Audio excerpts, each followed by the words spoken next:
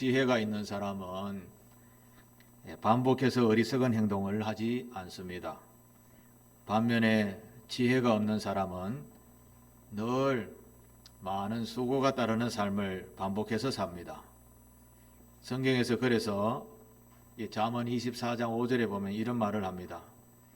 지혜 있는 자는 강하고 지식이 있는 자는 힘을 더하나니 라는 말씀을 하고 있습니다. 지혜 있는 자는 강합니다. 그런데 지식도 더하면 힘을 더한다라고 하십니다. 그러고 보면 지혜와 지식은 많은 면에서 연관이 있는 것을 알 수 있습니다. 왜냐하면 지혜는 수많은 지식을 통하여 가지게 되기 때문입니다. 그래서 지식이 많을수록 지혜도 많아지는 법이지요. 성경을 흔히 지혜의 책이라 그렇게 말을 합니다. 특히 성경 속에 잠언 같은 책은 지혜서라는 별명이 담겨져 있습니다. 그래서 지혜가 필요한 분들은 이 잠언서를 특히 많이 읽어라 그렇게 이야기합니다. 이 잠언서는 특히 31장까지 되어 있어서 매달 한 번씩 이렇게 반복해서 읽을 수 있죠.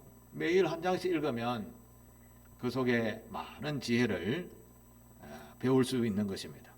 성경을 듣기만 하고 한번 읽어보는 실천도 해보시게 되기를 바랍니다. 성경은 사람이 살아가는데 가장 유익한 말씀들을 많이 담고 있습니다. 경제학자들은요, 모든 경제의 원리가 이 성경 속에 담겨져 있다 그렇게 소개하기도 합니다. 정치인들은요, 인간이 가장 행복하게 사는 정치 논리가 성경 속에 있다. 그래서 성경을 많이 읽으라고 권면을 하기도 합니다. 예를 들면 모든 것을 공평하게 생산하고 모든 것을 공평하게 나누는 세상, 그걸 공산주의라고 하거든요. 모든 것을 공평하게 생산, 공평하게 나누는 것, 그런 이론을 논리로 삼은 정치 체제가 공산주의라는 것인데, 독일의 카를 마르크스라는 분이 성경을 기초로 이 공산주의 이론을 만들었었습니다. 성경은 이처럼 세상의 모든 지혜의 보고다 그렇게 할 수 있는 책인 겁니다. 어리석은 삶에서 벗어나 정말 지혜로운 삶을 살고 싶은 분들은, 또 지혜가 필요하신 분들은 이렇게 성경을 부지런히 읽으시면 남다른 지혜를 나도 모르게 가지게 된다는 사실입니다. 성경을 많이 읽게 되기를 바랍니다. 사람들은 돈을 좋아하지요? 돈을 좋아합니다. 성경 말씀에도 이런 말씀이 있습니다. 전도서 7장 12절을 한번 볼까요? 같이 읽겠습니다. 지혜의 그늘 아래에 있음은 돈의 그늘 아래에 있음과 같으나. 여러분, 돈의 그늘 아래에 있으면 어떻게 됩니까? 마음이 부합니까? 가난합니까? 많은 돈의 그늘 아래에 있다. 세상 논리로서는 굉장히 부하지요. 걱정이 없다. 이렇게 살 수 있습니다. 마찬가지로 지혜의 그늘 아래에 있음이 돈의 그늘 아래에 있음과 같다 이렇게 표현합니다. 사람이 워낙 돈을 좋아하니까 이 성경 말씀도 그렇게 우리에게 교훈하고 있습니다. 돈을 많이 벌고 싶습니까? 그럼 성경 많이 읽어보십시오. 버는 방법을 가르쳐주고 있습니다. 오늘 우리가 읽었던 시편 32편에 제목이 붙어있죠. 성경에 보면 뭐라고 붙어 있습니까? 다윗의 뭐라고요? 마스길이라고 붙여있죠. 마스길이라는 말은 교훈이라는 뜻입니다. 교훈. 다시 말해서 이 32장은 다윗의 교훈이라는 말입니다. 다윗이 우리보다 먼저 살았지요. 먼저 살은 인생의 경험에서 후배들에게 교훈하는 말이다라는 그런 말씀입니다. 여기에서 다윗은 제일 먼저 1절 2절에 보면 복이 있는 사람 이렇게 표현합니다. 예, 이 32편을 먼저 복이 있는 사람 이렇게 해야 된다라는 그런 주제를 말씀하는데, 이 말씀을 이렇게 세 문단으로 나누어 볼 수 있습니다. 1절, 2절은 복이 있는 사람은 해놓고 3절부터 7절은 이렇게 살아라, 8절부터 11절은 이렇게 하면 복이 있다, 그런 이야기를 오늘 우리가 읽었던 본문에 담겨져 있습니다. 그럼 먼저 이 시편 32편의 주제인 복이 있는 사람, 오늘 제목이 복이 있는 사람인데요, 이런 사람이다 라고 가르칩니다. 1절을 한번 보실까요? 1절, 허물의 사함을 받고 자신의 죄가 가려진 자는 복이 있다, 그런 표현을 하고 있습니다. 복이 있는 사람은 허물의 사함을 받은 사람, 다시 말해서 죄를 사함받은 사람이라는 뜻입니다. 죄가 없다라고 사함을 받은 사람이 복이 있다라는 말이지요. 죄 사함에 대해서는 우리가 잘 알고 계십니다. 예수님의 생명값으로 우리 죄가 대신 치러졌다라는 겁니다. 그래서 우리는 예수 그리스도 이름으로 하나님, 제 죄가 이러이러한 죄인데 예수 그리스도의 공로 의지하여 기도합니다라고 하면 죄 사함 은총을 베푸시는 그 은혜를 우리가 정한 것이 아니라 하나님께서 정하여 주셨습니다. 그래서 죄 사함을 받은 사람은 복이 있다라고 이야기하는 겁니다. 또 죄가 가려진 자는 복이 있다라고 하죠. 죄가 가려졌다, 죄 없는 사람, 사함 받은 사람이 아니라 가려졌다, 이렇게 이야기합니다. 가려지다 말은 커튼으로 이렇게 가려졌다라는 그런 뜻이죠. 죄는 커튼으로 가려져 있다마는 죄는 그대로 있는데 죄가 안 보이도록 이렇게 가려졌다라는 그런 의미입니다. 죄가 가려진 자. 이 말은 무슨 말인가 하면, 우리가 지은 죄는 우리의 기억 속에서 영원히 없어지지 않습니다. 그러나 하나님께서 제정해 놓으신 십자가 은혜로 죄가 우리에게서 이렇게 가려졌다라는 말입니다. 예수 그리스도를 믿으면 우리의 죄가 그대로 있지만 죄가 보이지 않도록 가려졌다, 이런 말입니다. 비교를 제가 설명을 해보겠습니다. 우리가 죄를 지으면, 우리나라에서도 죄를 지으면 도둑질을 했다 하면 감옥에 가죠. 감옥에 가기 전에는 죄가 그대로 살아 있습니다. 가려지지도 않습니다. 그런데 감옥에 갔다가 그 형을 마치고 나오면 죄는 있는데 죄의 정죄는 안 받죠. 더 이상 국가에서도 네가 죄를 지었지만 이제 지금은 죄값을 치렀으니까 정죄를 안 받아도 돼, 감옥에 안 가도 돼 라고 하죠. 바로 그와 같은 의미가 죄가 가려졌다라는 말입니다. 하나님께서 우리가 지은 죄 그대로 있습니다. 그러나 예수 그리스도의 보혈의 공로 의지하여 고백하고 용서해 주십시오라고 회개할 때에 이 죄가 가려진다라는 말입니다. 가려진다. 죄는 있는데 가려진다. 없다 여겨주시는 겁니다. 죄 없다. 그래서 은혜라는 것이죠. 죄 없다 여겨주시면서 우리가 구원을 받고 하나님의 나라 천국에 갈 수 있는 겁니다. 이 죄가 가려지지 않으면 우리는 천국 갈 사람 아무도 없습니다. 로마서 8장 30절에 보면 이렇게 비슷한 비유의 말씀이 있습니다. 미리 정하신 그들을 또한 부르시고 부르신 그들을 또한 의롭다 하시고 의롭다 하신 그들을 또한 영화롭게 하셨느니라. 이 말씀도요, 의롭다 하시고, 우리는 의로운 사람이 없습니다. 마음속으로 얼마나 많은 죄를 범하는지 모릅니다. 우리의 마음속으로 표현하지 않지만 속으로는 얼마나 욕하는 사람이 많은지 모릅니다. 그런 사람을 의롭다 여겨주신다는 말입니다. 이 비슷한 말이죠. 하나님의 은혜가 담겨져 있는 겁니다. 이 가려졌다, 의롭다 여겨주셨다, 이것은 전적인 하나님의 은혜인 것입니다. 그래서 우리는 늘 그 하나님에 대한 은혜에 감사하며 예배를 드리는 겁니다. 만약에 우리의 죄값을 그대로 묻고 천국에 가게 하면 우리가 그 감당할 수 있겠습니까? 얼마나 우리의 죄의 대가가 크겠습니까? 그런데 그 죄의 대가를 우리 예수 그리스도의 생명값으로 대신 치러 주셨다라는 것입니다. 그게 믿고 회개하는 사람이 복이 있다라는 말씀입니다. 영생의 복을 누린다라는 것이죠. 그래서 우리는 참 감사해야 하는 겁니다. 하나님께.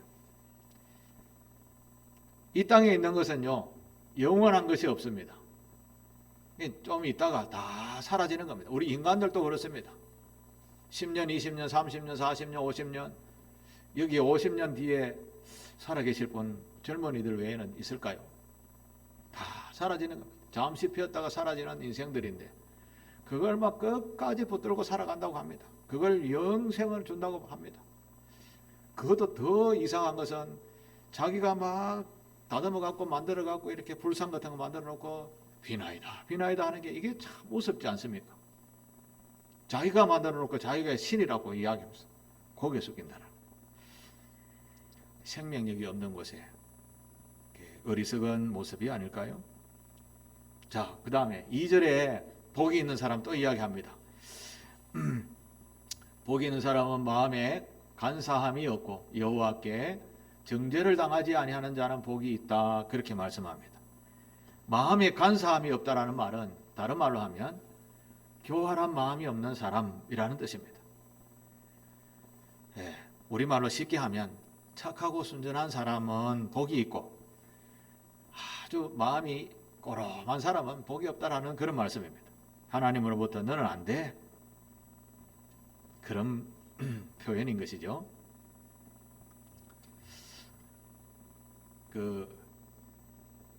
세상에서 가장 큰 적이 무엇인가를 저는 한 번씩 생각해 봅니다. 세상에서 내가 이기지 못하는 가장 큰 적은 바로 내 자신이다라고 생각을 합니다. 사람은 자기 마음을 제대로 다스리면 그야말로 아마 예수님과 동등한 위치에까지 안 가겠습니까? 그런데 사람은 본능적으로 욕심과 탐욕과 정욕과 자랑들이 속에 가득하기에 이 마음을 다스리기가 너무 어려운 겁니다. 이 욕심, 소욕이라는 것이 얼마나 사람들에게 많습니까? 이걸 다스리고 착하게 순전하게 살려면 마음속에 얼마나 갈등이 많겠습니까? 이걸 전쟁이라고 표현하는 거죠.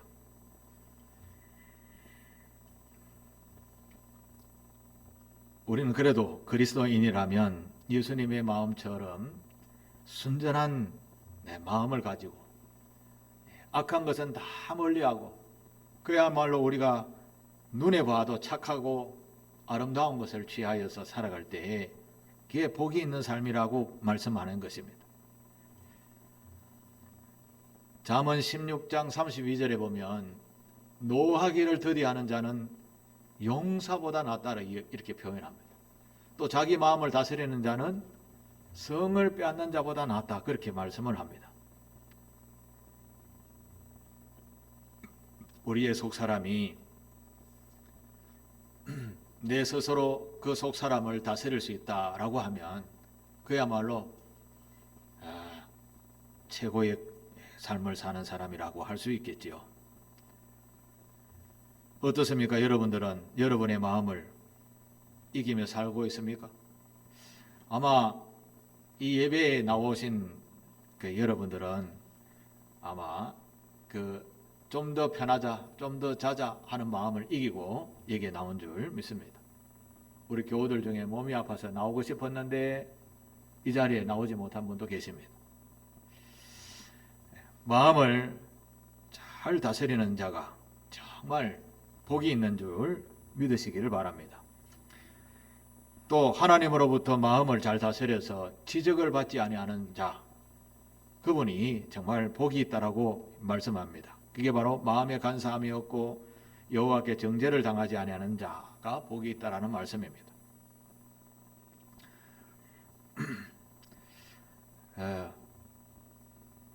신앙인들이 착각하는 것이 있는데 나는 예수를 정말 잘 믿기 때문에 나만큼만 잘 믿어라 라고 하는 이런 마음을 가진 사람들이 참 많이 있습니다. 또 나는 하나님 앞에서 한 번도 죄를 지은 일이 없다. 내가 구원 안 받으면 구원받을 사람 아무도 없을 거야. 이렇게 착각하는 사람도 있습니다. 예수님께서 마음으로 짓는 죄까지 죄라고 하셨는데 여기에 자유로우실 분이 누가 있겠습니까? 우리는 하나님 앞에 섰을 때 아무도 자유로울 수 있는 분이 없는 겁니다. 우리의 마음에는 하루에도 수없이 원수 맺은 사람을 들었다 놨다 마음으로 그렇게 하죠. 그래도 하나님의 마음이니까 하며 표현하지 않을 뿐이지 우리가 얼마나 정죄하고 있는 삶을 사는지 모릅니다. 죄를 짓고 있는지 모릅니다. 우리는 다 이와 같은 삶을 살고 있습니다. 그래서 우리는 조금만 깊이 생각하면 자기의 허물을 알 수 있는데 허물을 볼 수 없이 살아가고 있지요. 이게 세상의 사람들의 모습입니다. 또 그리스도인들의 모습입니다. 성경 속에도 보면 이스라엘 백성들도 그랬습니다. 이스라엘 백성들이 왜 멸망한 줄 아십니까? 착각 때문에. 자기가 예수를 하나님을 잘 믿는다고 착각 때문에. 예를 한 가지 들어보면 예레미야서 2장에 보면 이런 말씀이 나옵니다. 하나님께서 이스라엘 백성들에게 복을 줘가지고 이집트 땅에서 다 나와서 가나안 땅, 지금의 이스라엘 땅에 다 들어가서 그곳에서 잘 살게 해주셨습니다. 나쁜 사람들 다 쫓아내고 그곳에서 자손만대 이곳에서 대대적으로 살아라고 하나님께서 이스라엘 땅이라는 땅을 만들어 제공해 주셨습니다.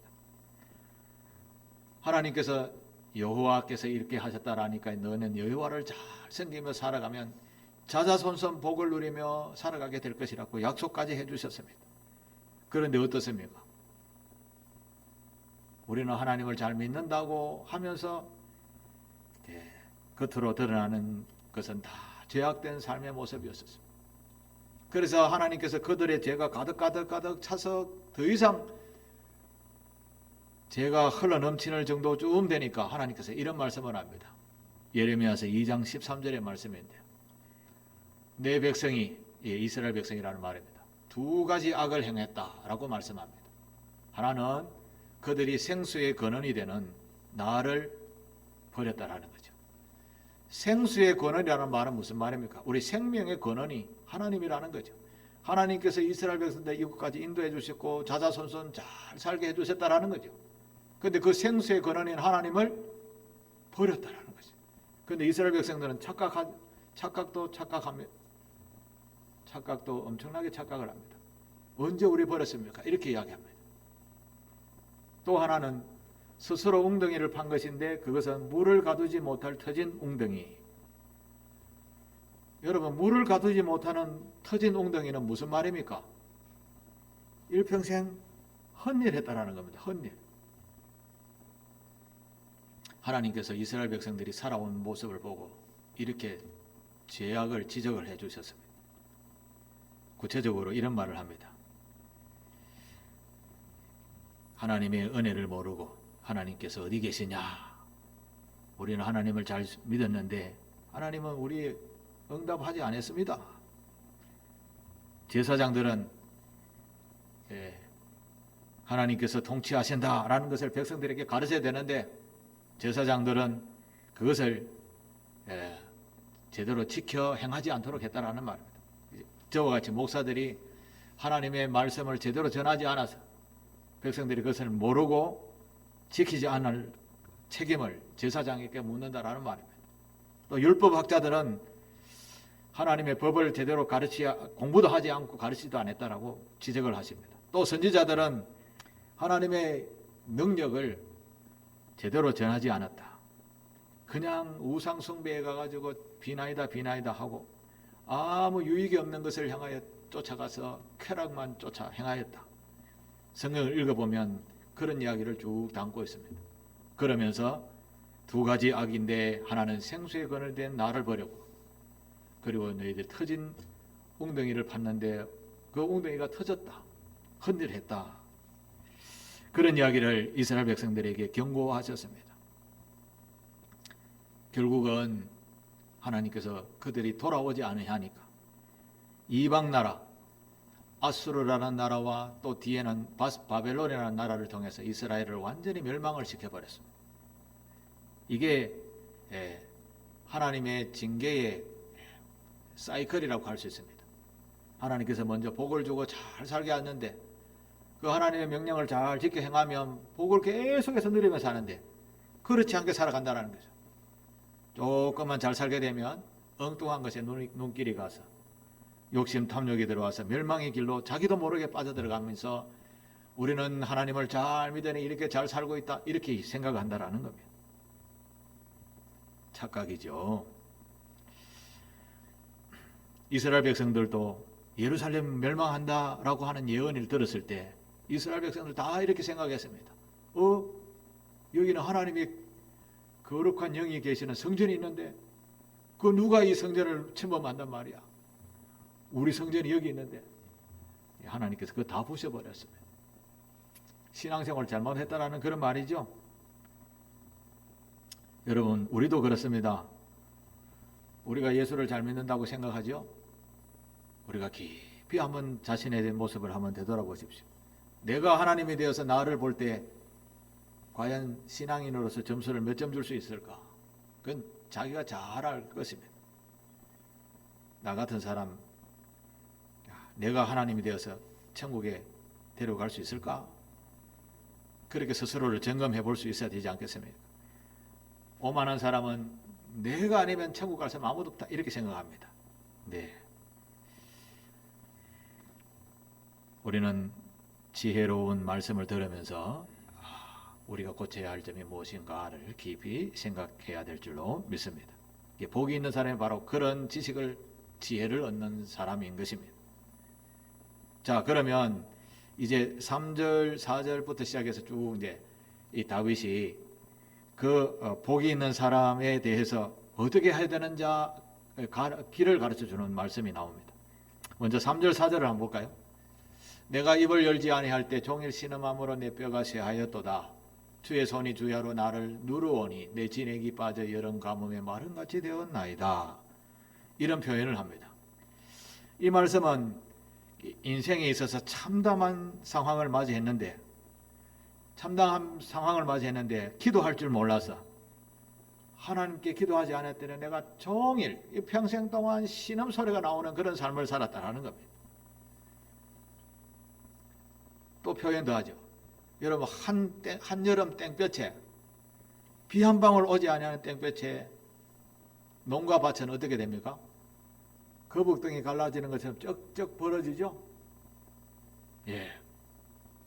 어려운 인생의 상황을 맞이했는데도 하나님 앞에 구하지 못하는 사람, 그런 지식이 없는 사람, 행함이 없는 사람은 바로 이런 일을 당해도 모르고 산다는 겁니다. 그래서 다윗은 이렇게 이야기합니다.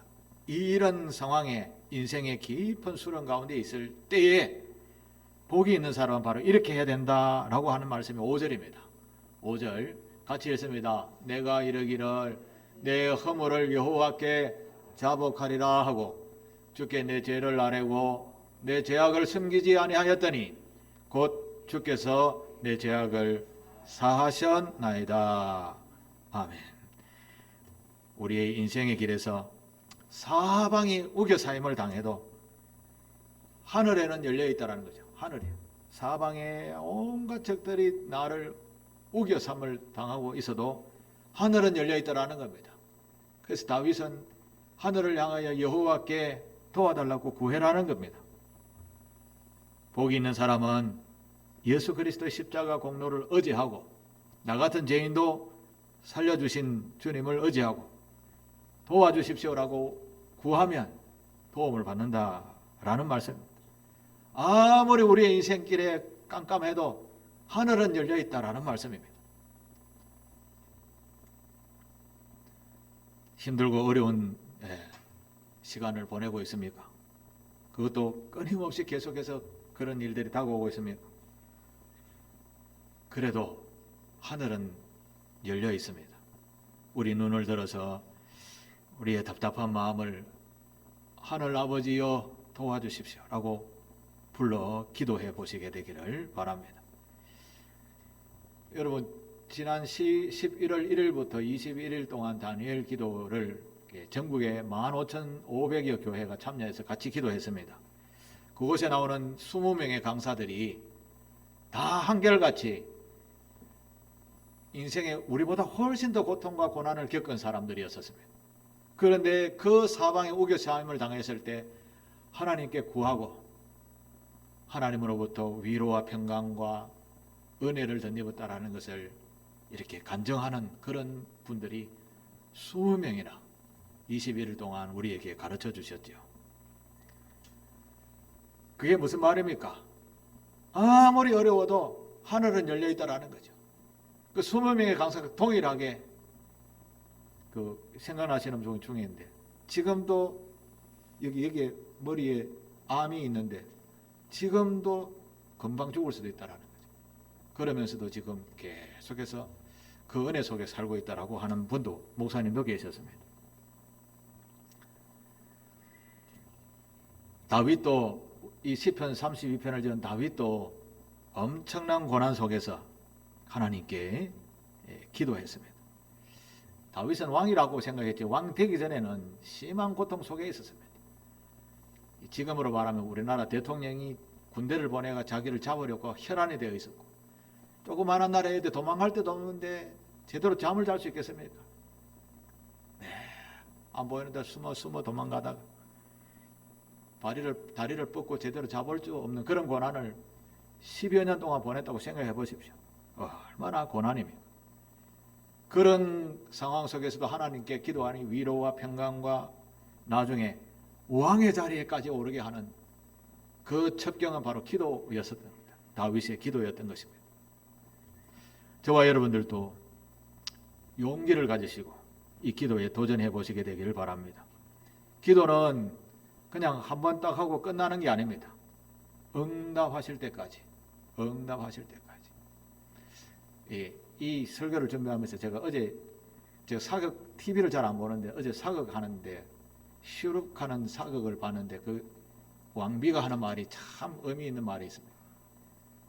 그 원치 아니하는 자식을 낳은 그 자기 아들이, 대군이 아들을 안고 밤새 얼음에 한숨도 못 잤는데, 그런데 자기 엄마 왕비에게 자기의 아이를 주니까 처음에는 물론 울었지만 잠을 자는 겁니다. 그 대군이 하는 말이, 어째 이런 기술이 있습니까? 끝까지 잠잘 때까지 붙들고 있는 거야. 잠잘 때까지 끝까지. 이제 대군은 자기가 힘드니까 이래도 하고 저래도 하니까 아이도 계속해서 뒤척뒤척 거렸다는 것이죠. 기도도 마찬가지입니다. 응답하실 때까지 끊임없이.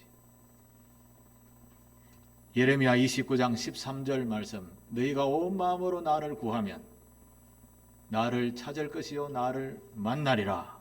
이것은 하나님의 말씀입니다.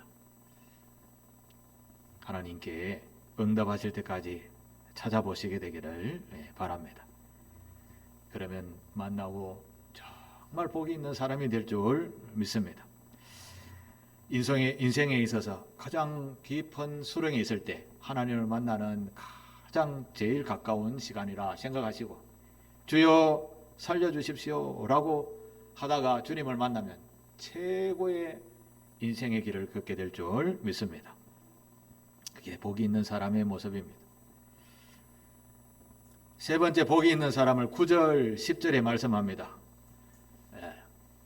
9절 10절 제가 읽습니다. 너희는 무지한 말이나 노새같이 되지 말지어다. 그것들은 제갈과 굴레로 단속하지 아니하면 너희에게 가까이 가지 아니하리로다. 악인에게는 많은 슬픔이 있으나 여호와를 신뢰하는 자에게는 인자하심이 두루리리이다.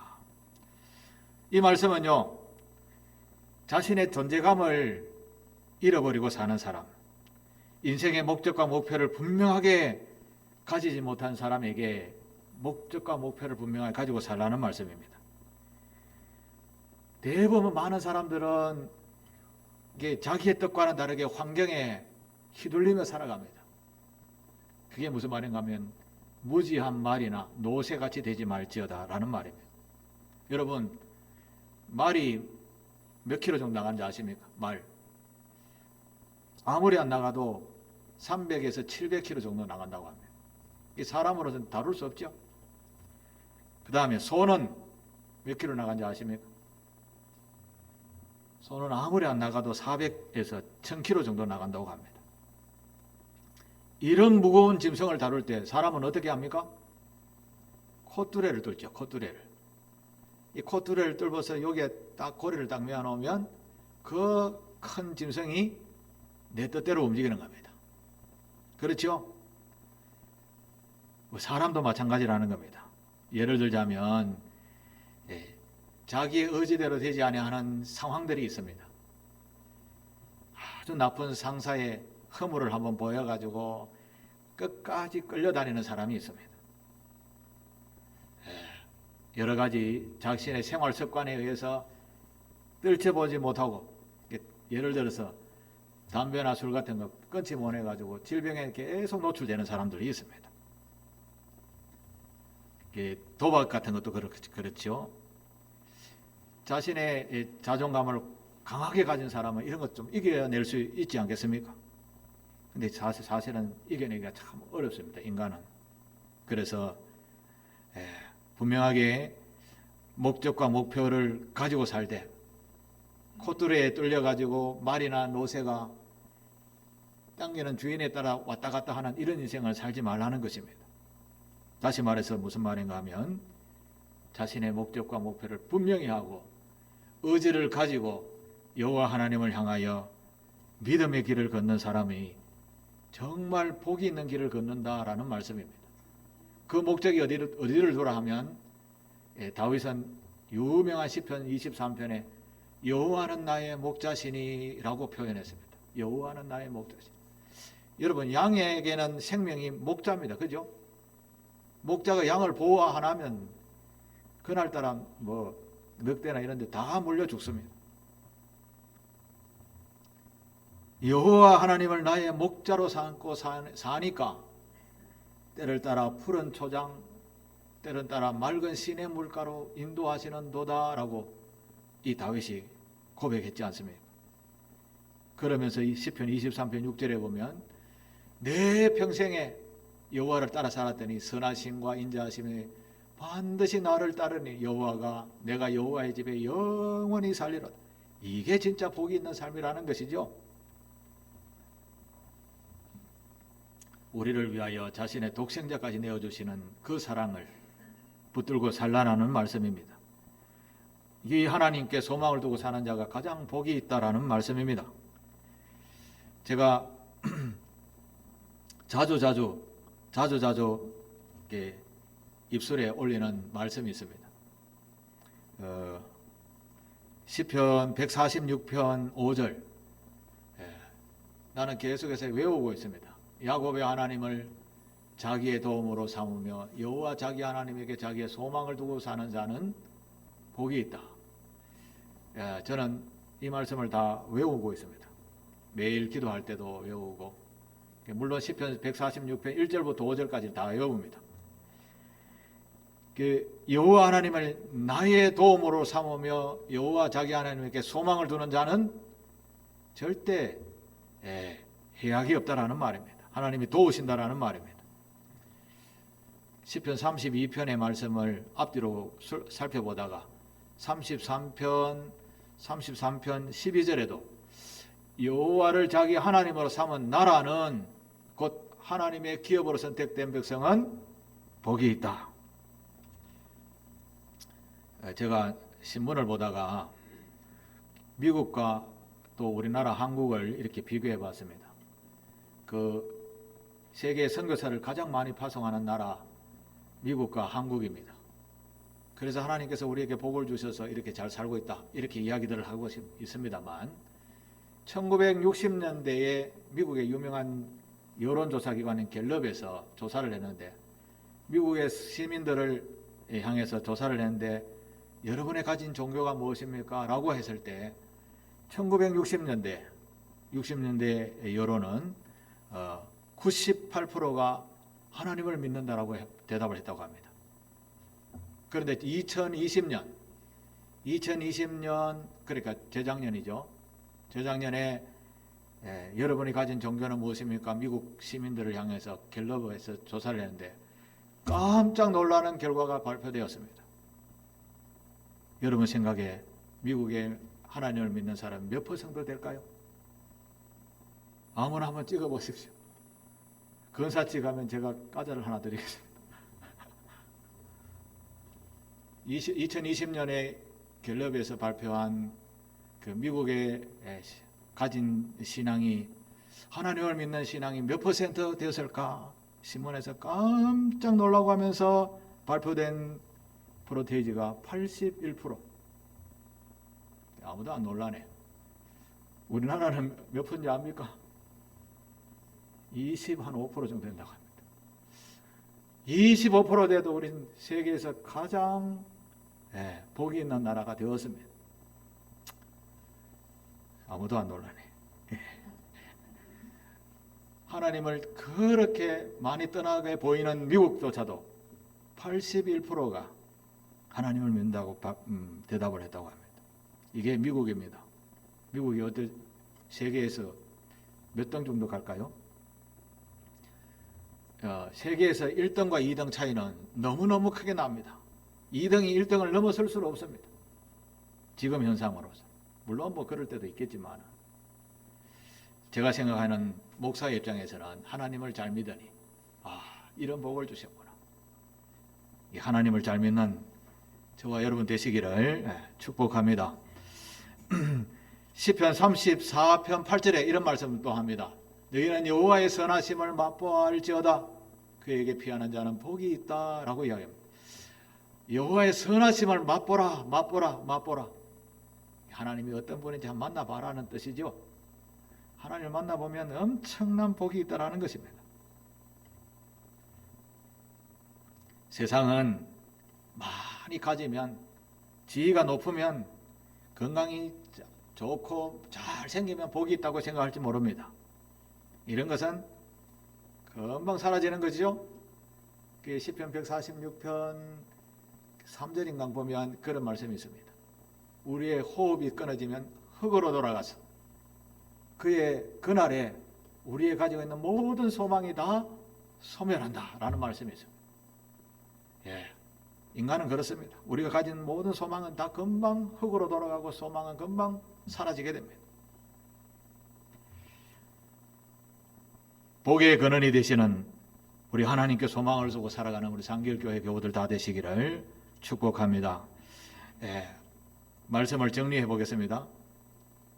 죄를 짓지 않은 사람 복이 있습니다. 여러분 아멘 하십시오. 죄를 짓지 않은 사람은 복이 있습니다. 마음에 교활함, 간사함이 없는 사람 복이 있습니다. 아멘 해야지. 아멘. 힘들고 어려울 때 하나님을 찾아 기도하는 자가 복이 있는 줄 믿습니다. 이것을 다윗이 경험하면서 우리에게 오늘 가르쳐주는 말씀입니다. 자, 오늘 복이 있는 사람은 여호와 하나님을 향해서 진짜 자존감을 가지고 하나님뿐이십니다 하며 살아가게 될 때 저와 여러분들과 여러분의 후손들이 살아가는 이 땅에 하나님의 놀라운 축복의 은혜가 계속 이어지게 될 줄 믿습니다. 그 책임이 우리에게 있다는 것을 알고 오늘도 여호와 하나님을 찾는 그런 상길교회 교우들 되기를 주님의 이름으로 축복합니다. 기도합니다. 사랑의 하나님 감사합니다. 부족하고 연약한 저희들을 복이 있는 자리로 이끌어 주시고 가르쳐 주시고 이끌어 주셨음을 감사합니다. 우리의 무거운 마음을 주님 붙들어 주시어서 복이 있는 길로 걷게 하옵소서. 예수님의 이름으로 기도하옵나이다. 아멘. 우리 찬송